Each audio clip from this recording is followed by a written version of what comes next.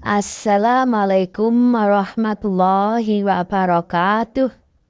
Para sahabat yang dirahmati oleh Allah, dikisahkan bahwa ada seseorang yang mengaku sebagai peramal sakti menggemparkan kota Baghdad.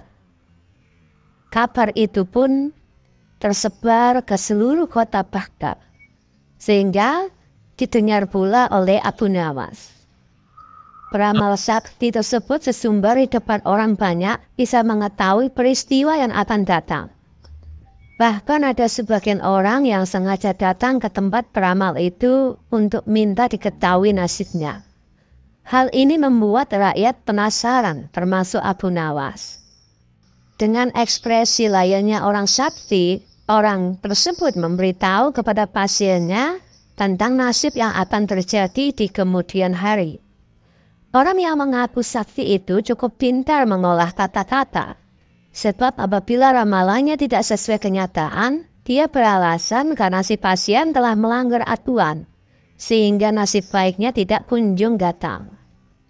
Anehnya, ada saja orang yang percaya dengan bualan si peramal palsu tersebut. Alhasil rumahnya kini banyak didatangi pasien yang ingin diramal masa depan mereka. Hal ini membuat Abu Nawas resah.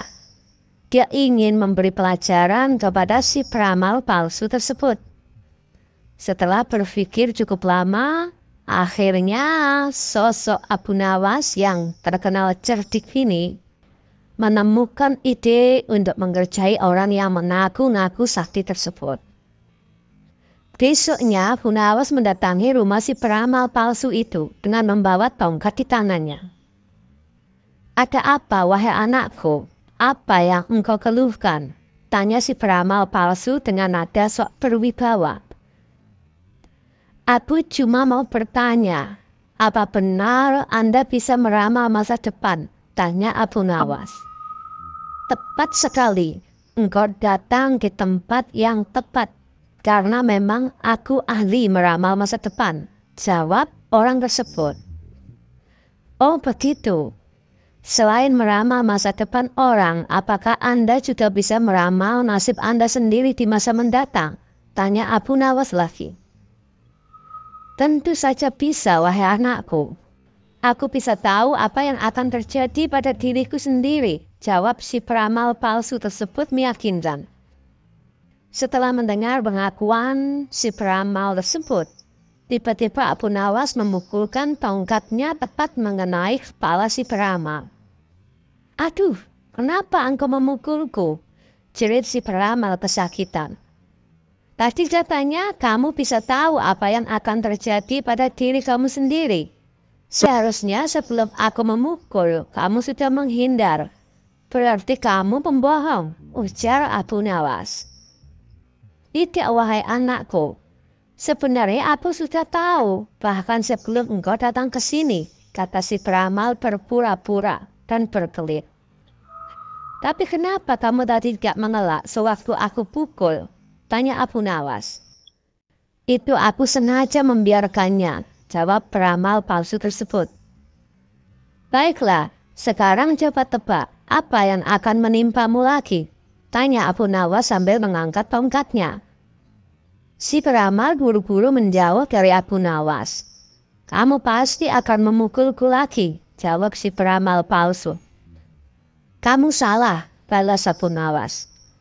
Bersamaan dengan itu, Abu Nawas menghancurkan barang-barang yang digunakan sebagai sarana perdukunan di ruangan tersebut.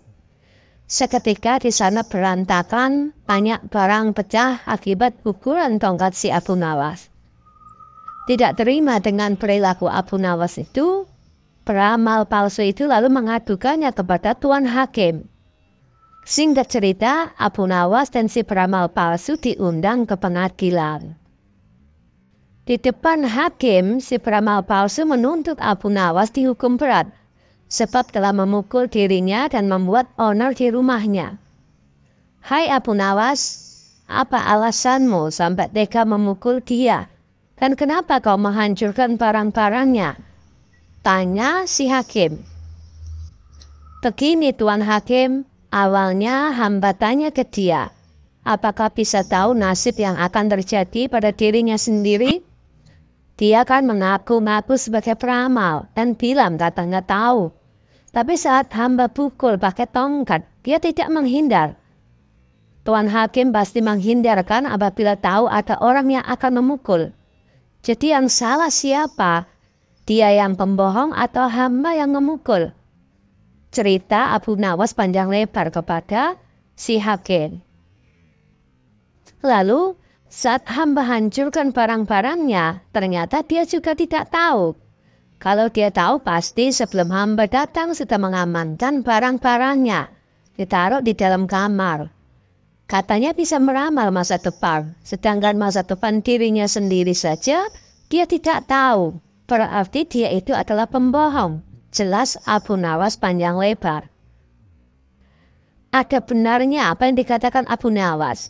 Kalau engkau memang mengaku beramal, harusnya engkau tahu apa yang akan terjadi kepadamu.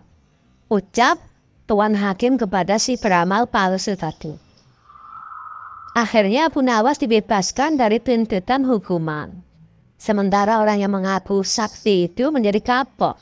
Dia tidak berani lagi membuka praktek peramalannya.